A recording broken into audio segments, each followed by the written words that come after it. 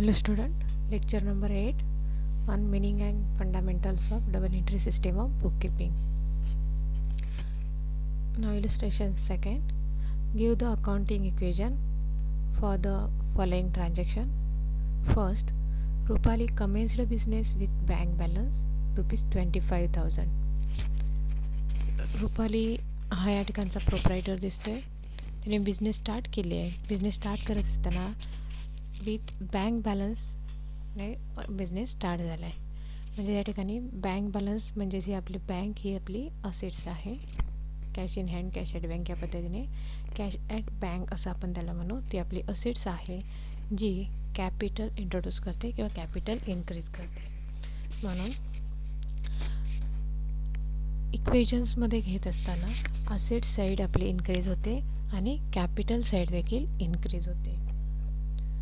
Then second, purchased machinery for cash rupees 5,000.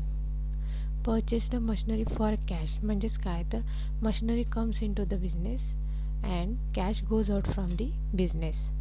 तर machinery comes in to the business म्हणजेच काय, तर assets increase झाली आहे आणि जेवढी 5,000ची असेट इन्क्रीज झाली त्या बदल्यात असेट्समध्ये असणारी कॅश ही डिक्रीज झाली आहे. म्हणून असेट्सच्या साईडला आपल्याला दिसते इन्क्रीज झालेले 5,000 आणि कॅशचे डिक्रीज झालेले 5,000. म्हणजेच बॅलन्स आहे तेवढा 25,000 इक्वल राहिला दोन्ही ठिकाणी.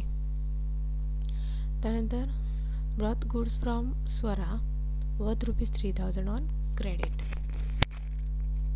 3,000 रुपीजचं गुड स्वराने काय केलं या ठिकाणी परचेस केलेला दिसतोय. तो ऑन क्रेडिट आहे. ऑन क्रेडिट सर्विस जर असेल तर त्या ठिकाणी आपल्याला जो क्रेडिटर्स आहे म्हणजे जो सप्लायर आहे त्याचं आपल्याला नाव दिसणार आहे. म्हणजेच गुड्स परचेस झाला आहे, हा परचेस झालेला आहे तो आपल्याला तेवढा गुड्सचा स्टॉक आपला इन्क्रीज झालेला दिसतोय जो असेट साईडला दिसणार आहे. आणि त्यानंतर ते आपल्याला सर्विस ऑन क्रेडिट सर्विस आपल्याला त्या प्रोप्रायटर्सने त्या स्वरा या सेलरने दिलेली आहे, क्रेडिटर्सने दिलेली आहे. म्हणून लॅबिलिटी साईडमध्ये जे क्रेडिटर्स आहे तो दिसणार आहे 3,000. So 25,000 plus 3,000 28,000. Paid for salary rupees 3,000. Salary paid केली आहे. Salary is an expenses. Salary आपलं एक्सपेन्सेस आहे आणि म्हणून कॅश गोज आउट झालेली आहे. पण जर कॅश गोज आउट झालेली आहे तर ती काय दिसणार आहे, कॅशच्या इफेक्टमधून दिसणार लेस जी असेटमध्ये दिसते. म्हणजेच काय, कॅश गोज आउट याचाच अर्थ असणारं कॅपिटल देखील तेवढ्या अमाऊंटने डिडक्ट झालेलं ॲटोमॅटिक डिडक्ट झालेलं दिसते. म्हणून 3,000 तिथून डिडक्ट झाले आहेत. 25,000 पुन्हा बॅलन्स राहिला आहे. Received interest rupees 200. Interest received झाला आहे 200चा. म्हणजेच रिसिव्ड इंटरेस्ट हे केव्हाही आपलं इन्कम असतं आणि म्हणून ते ॲज अ कॅश आपण रिसिव्ड करतो आहे. म्हणून कॅशचा बॅलन्स दिसणार 200ने इन्क्रीज झालेला जो असेट साईडला दिसतो आहे. जे 200ने जर कॅश इन्क्रीज होत असेल तर त्या बिझनेसचं कॅपिटल इन्क्रीज झालं आहे. म्हणजेच 200 कॅपिटल इन्क्रीज झालेलं दिसणार आहे पुन्हा कॅपिटल साईडला.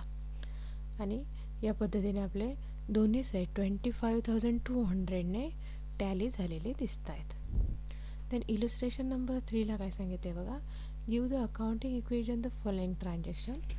First, Arjun started business with cash rupees 90,000. अर्जुनने बिझनेस स्टार्ट केला आहे विथ कॅशने. अगोदर आपण बघितलेला आहे होता विथ बँक बॅलन्सने, आता हा कॅशने म्हणजेच कॅश इन हँड 90,000ने. स्टार्टेड बिझनेस विथ कॅश, प्रोप्रायटर्सने बिझनेस स्टार्ट केला आहे विथ कॅश म्हणजेच त्या बिझनेसमध्ये कॅपिटलच्या रूपामध्ये कॅश आलेली आहे. म्हणून कॅपिटल आणि कॅश दोन्हींचे बॅलन्स 90,000 दिसणार आहेत. Purchased motor car on credit from Honda company for rupees 30,000. Purchased motor car purchase झाली आहे ऑन क्रेडिट म्हणजेच उधारीवर. Purchased motor car comes in to the business म्हणून असेट्स इन्क्रीज झाले 30,000. ऑन क्रेडिट ही सर्विस आपल्याला होंडा कंपनीने प्रोव्हाइड केलेली आहे. Honda company is a creditor, तो क्रेडिटर आहे आणि म्हणून लॅबिलिटी साईडला त्याचा इफेक्ट दिसणार. Then next, purchased goods from Karan worth rupees 10,000 on credit. Purchase goods from Karan. Purchase goods from Karan असं म्हटलं आहे. ऑन क्रेडिट देखील हे ट्रान्झॅक्शन ऑन क्रेडिट झालं आहे. गुड्स परचेस झाले म्हणजेच असेट्सचं काय झालं या ठिकाणी स्टॉक जो आहे हा वाढलेला दिसतोय 10,000ने. तसंच ऑन क्रेडिट सर्व्हिस आहे म्हणजेच लॅबिलिटी साईड या ठिकाणी आपल्याला पुन्हा इन्क्रीज झालेली दिसणार आहे 10,000ने. 1,20,000 प्लस 10,000 1,30,000. त्यानंतर goods destroyed by fire rupees 1,000. Goods destroyed by fire, जर गुड्स डिस्ट्रॉयड झाला असेल फायरने तर तो आपला लॉस असतो. आणि तो जो लॉस आहे म्हणजेच काय करतो तर आपल्या कॅपिटलमधून आपल्याला तो भरून काढायला लागतो आहे. म्हणजेच कॅपिटलचा बॅलन्स तेवढ्याने डिडक्ट होतो. म्हणून असेट साईडने पण 1,000 लेस झाले तर कॅपिटल साईडने सुद्धा 1,000 लेस झालेले आहेत. आणि म्हणून 1,29,000 हा दोन्ही साईडचा बॅलन्स राहिला आहे. ट्रान्झॅक्शन नंबर इलस्ट्रेशनचं 5th आहे बघा.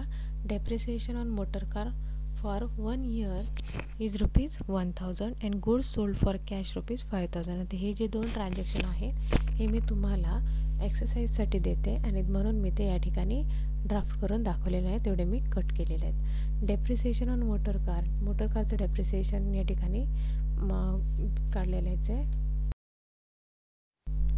1,000 एवढं डेप्रिसिएशन आहे मोटर कारचं. जे 1,000 डेप्रिसिएशन आहे म्हणजेच असेट्समधून 1,000 लेस होणार. जेवढे असेटमधून लेस होतात याचाच अर्थ कॅपिटलचा बॅलन्स देखील 1,000ने कमी होणार आहे. Then goods sold for cash rupees 5,000. Goods sold केला आहे means cash comes in and sales is and income. मग कॅश कम्स इन म्हणजेच 5,000 एवढं काय होणार तुमची कॅश आलेली दिसणार आहे. आणि त्या बदल्यात तुमचा जो गुड्स जो आहे सोल्ड केला आहे म्हणजे स्टॉक काय झाला 5,000ने पुन्हा डिडक्ट झालेला दिसणार. म्हणजे याचा इफेक्ट हा पूर्णपणे असेट साईडला दिसणार. हे दोन्ही तुम्ही करायचे आहेत. त्यासाठी मी ते त्या ठिकाणी ड्राफ्टिंगला घेतलेले नाही आहेत. सॉल्व करा. त्याच्याबरोबर असणारी जी ॲक्टिव्हिटी सीट दिलेल्या असतील त्याही करा आणि नंतर दाखवा.